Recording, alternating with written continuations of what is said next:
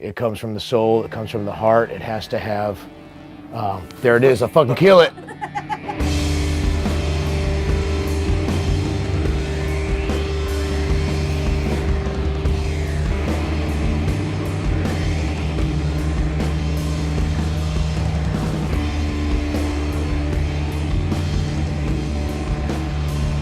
I was really into music at a really young age. You know, my dad would listen to old folk and early rock and roll, and my mom would listen to more modern rock and roll. I remember laying on the floor and moving their big stereo speakers onto either side of my head and listening to rock albums. And they were very open to me, 15 and 16, discovering punk rock and, you know, people playing in garages and movie theaters and wherever you could find a place to put on a gig. And it always just evolved from there. I think I was always looking, even when I was a kid, I was always looking for something deeper and for a while heavier. Now it's not always that way, but always looking for that thing that's going to speak to me, you know, that's going to express how I feel at the moment, something I can relate to or something that takes me somewhere outside of myself. And then when you don't find that music, then it's your job to make it. Whenever we are asked to describe the sound of our music, it's always difficult because people want to attach it to certain genres. Over the years, no matter how the names change or what boxes people want to put music in, it's always about it coming from the heart and having an emotional impact. So for us, it's our soul music, it's our catharsis, it's our way of staying sane in a crazy world. Honestly, when we perform live, all that we really hope is to be able to get to that place where we are out of our heads and becoming the sound and embodying the sound. Of course, playing well would be great as well. But as far as what the audience does with it, we've known from an early age we have no control over that. Like how they're going to interpret it positively or negatively or not is really out of our hands. However, we do always hope that we're intense enough that at least they won't forget it, positive or negative. They'll either love it and maybe have an experience similar to what we feel and some sort of release, or if it sends them out feeling sick, you know, whatever, whatever works. We've nailed down a pattern since 1999 when we first recorded with Steve Albini. We can basically now go in, record, mix a record, and be done in 6 days total. If someone is a true good engineer and the band knows what they want to sound like and they already have their gear sounding right and tuned up, then you just do like they did in the 70s when Led Zeppelin and Black Sabbath and The Who made all our favorite records back then. You know, they just set up their amps. A skilled engineer put the right microphone in front of the source, tested the levels, hit play and record, and it was done. And that's basically what we do. The only thing we overdub is our vocals, maybe the occasional weird thing, but often even all the strange sounds people hear in our music, it's all performed live with the drums and bass and guitars and everything right then and there. So we like to go in and knock it out and not mess around. And people can do whatever they want, make records however they want. I know it's a different world, but I see people laboring over making recordings of they're having the drummer alone one day and then they have the bass player come in alone and then you know, if you're a band, be a band, play as a band. That's what sounds best anyway. That's what comes together and sounds natural, not, you know, 24 isolated tracks of things done alone.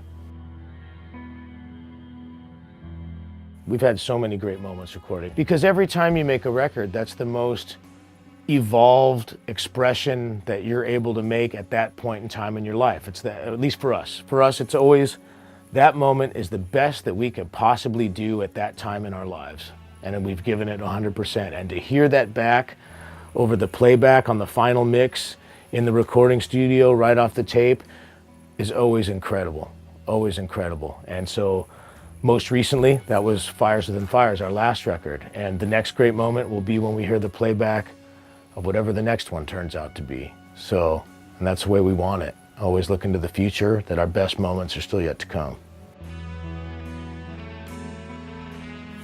I think when I first learned about good microphones, That was probably huge for me. The value of these really coveted, beautiful microphones that some people use, you know, how a ribbon microphone might sound in front of a guitar amp, how a 1940s or 50s well-made German microphone might sound on a voice. Different things like that has probably opened my eyes the most to especially sound recording.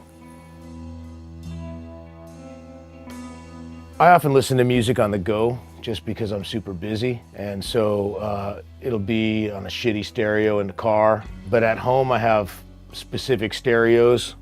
You know, I'm a bit of a sound nerd, so I have my upstairs stereo, my downstairs stereo, the one in the kitchen, and the one in the office, and the one in my home studio. So it's a bit of a geek squad situation there, yeah.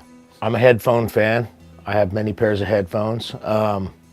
I think headphones allow you to completely disappear, you know, and separate yourself from the outside environment.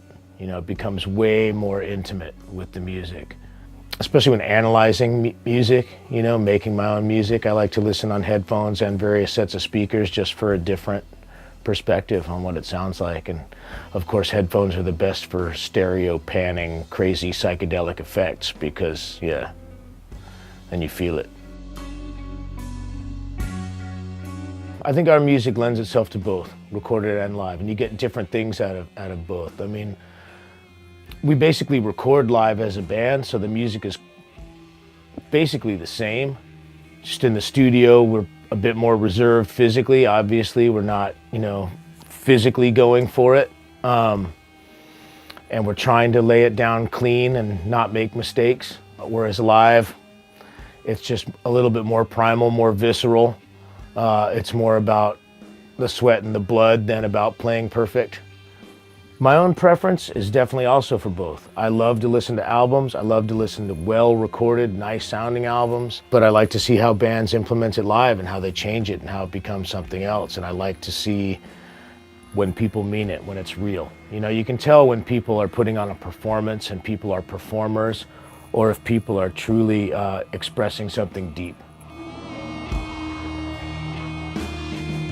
I like listening to vinyl best. I still like sitting down, opening a record, putting it on the turntable and listening to it on a really nice sounding vintage hi-fi. That's still my favorite. That's the way I got into music.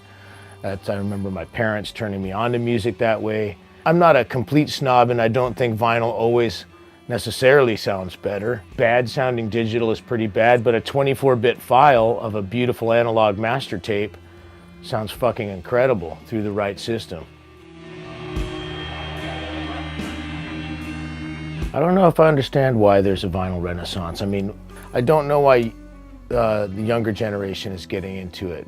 Maybe they feel alienated having grown up with these digital devices where they don't even see the artwork. Maybe it's just a trend and it's, you know, I'm not really sure, but I hope that it continues because the whole package of artwork and lyrics and an album being a complete album, not just a song you bought for 99 cents off a computer, you know, to me is a very important part of the music experience. So I'm hoping the younger generations are discovering that and getting into it.